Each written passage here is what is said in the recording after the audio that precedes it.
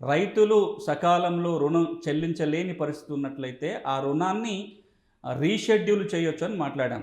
నబార్డ్ గనుక సూచించినట్లయితే ఒక సంవత్సరాల కాలానికో, 2 సంవత్సరాల కాలానికో ఆ రుణాన్ని రీషెడ్యూల్ చేయొచ్చు.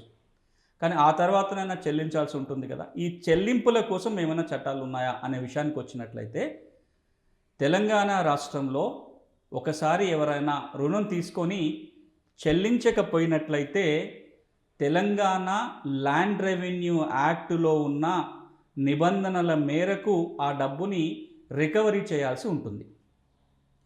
ఏమున్నాయి నిబంధనలు తెలంగాణ ల్యాండ్ రెవెన్యూ యాక్ట్‌లో? ఈ తెలంగాణ ల్యాండ్ రెవెన్యూ చట్టం అనేది 1907లో రూపొందించిన చట్టం. ఇందులో ఈ చట్టం అంతా కూడా భూమి శిస్తు ఎట్లా వసూలు చేయాలి, భూమి శిస్తు నిర్ధారణ ఏంటి, రెవెన్యూ యంత్రాంగం విధులు, బాధ్యతలు, భూముల సర్వే ఇట్లాంటి అంశాలన్నీ ఉంటాయి.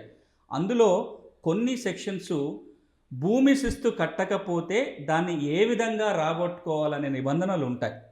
ఆ నిబంధనలే ఈ పంట రుణాలకు కూడా వర్తిస్తాయి. అంటే పంట రుణాలు చెల్లించలేని పరిస్థితి ఉన్నప్పుడు రెవెన్యూ రికవరీ ఎట్లయితే చేస్తారో ఆ నియమాల ప్రకారమే రుణాలను రికవరీ చేయాల్సి ఉంటుంది.